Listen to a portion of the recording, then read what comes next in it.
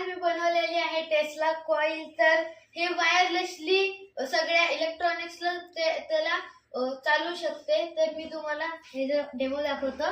तर मी जेव्हा ह्याला जवळ नेणार तर बघा ही लाईट ग्लो करतीये। तुम्ही बघू शकता की ही लाईट ग्लो करतीये। तर हे बिना कोणत्या कनेक्शननी वायरलेसली ग्लो करतं, म्हणजे इलेक्ट्रिसिटी मिळते त्याला।